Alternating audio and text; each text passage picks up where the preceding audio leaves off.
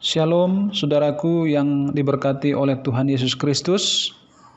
Mari kita sejenak merenungkan bagian firman Tuhan dengan tema hati-hati dengan jabatan. Saudaraku, mari kita bersatu dalam doa. Tuhan Yesus yang baik, kami tak henti-hentinya bersyukur kepadamu atas segala berkat yang kami nikmati. Tuhan, kami mau merenungkan firman-Mu, kiranya Tuhan menolong kami supaya kami diberikan pengertian. Dalam nama Yesus kami berdoa. Amin.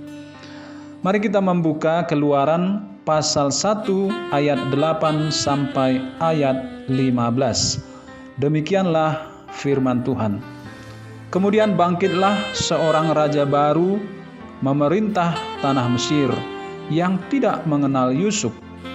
Berkatalah raja itu kepada rakyatnya, bangsa Israel itu sangat banyak dan lebih besar jumlahnya daripada kita. Marilah kita bertindak dengan bijaksana terhadap mereka, supaya mereka jangan bertambah banyak lagi. Dan jika terjadi peperangan, jangan bersekutu nanti dengan musuh kita dan memerangi kita, lalu pergi dari negeri ini. Sebab itu pengawas Rodi ditempatkan atas mereka, untuk menindas mereka dengan kerja paksa. Mereka harus mendirikan bagi Firaun kota-kota perbekalan, yakni Pitom dan Raamses. Tetapi makin ditindas, makin bertambah banyak dan berkembang mereka, sehingga orang merasa takut kepada orang Israel itu.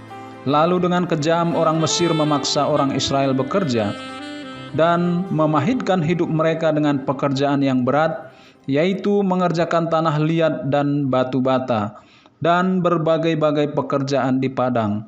Ya, segala pekerjaan yang dengan kejam dipaksakan orang Mesir kepada mereka itu. Saudaraku yang berbahagia, apa perasaan kita? Bagaimana perasaan saudara ketika memiliki jabatan dalam sebuah pekerjaan? Pasti semua kita merasa senang. Apalagi jabatan baru itu adalah hasil perjuangan yang sudah dikerjakan bertahun-tahun lamanya. Nah, setelah memangku jabatan tersebut, saudara pasti sudah menyiapkan banyak hal untuk dilakukan. Misalnya merencanakan serangkaian strategi terbaik, mulai membayangkan harapan dan membagikan harapan kepada bawahan, serta tujuan dan impian masa depan yang indah. Inilah saatnya untuk menunjukkan segenap kemampuan, dimulai dengan Anda dengan ide-ide yang terbaik. Namun kita akan melihat sebuah perikop yang menunjukkan bagaimana seseorang dalam sebuah jabatan tetapi dia tidak melakukan hal yang baik bagi orang-orang yang dipimpinnya. Dalam kitab Keluaran dimulai dengan kisah orang-orang Israel yang bertambah banyak dan berlipat ganda. Setelah itu bangkit seorang raja baru di Mesir yang tidak mengenal Yusuf.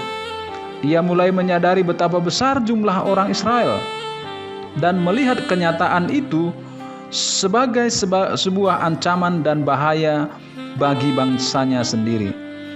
Untuk mengatasi ketakutannya, raja itu menyusun strategi. Dia menindas orang Israel dengan keras.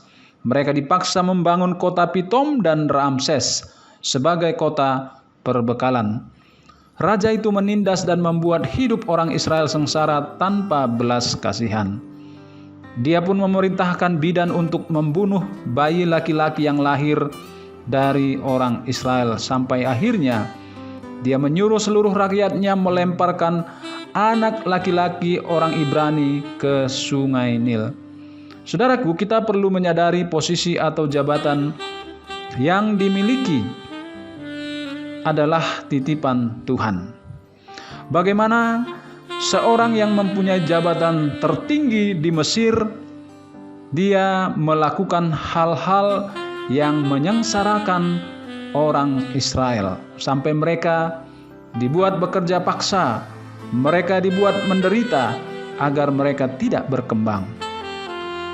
Saudaraku, kita perlu sadar bahwa posisi yang dimiliki ataupun suatu saat kita mendapatkan posisi yang tinggi, maka harus disadari bahwa itu adalah titipan dari Tuhan. Dengan demikian, kita harus hati-hati dalam membuat kebijakan. Kita bisa memperkaya pengetahuan kepemimpinan dari peristiwa sejarah. Juga bisa belajar melihat potensi orang lain dan bersinergi bersama.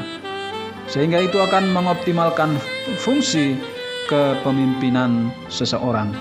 Dan pada akhirnya, takut akan Tuhan membuat setiap keputusan kita ataupun keputusan yang diambil menjadi lebih bijaksana. Setiap pemimpin yang mencintai Tuhan tidak akan mengedepankan ambisi pribadi dan tidak akan mengorbankan orang lain. Mari kita berdoa. Tuhan Yesus, berilah kami hikmat dalam membuat setiap keputusan dalam tindakan kami, tak kala kami menjadi seorang pemimpin, supaya kami bijaksana. Terima kasih ya Tuhan. Haleluya. Amin.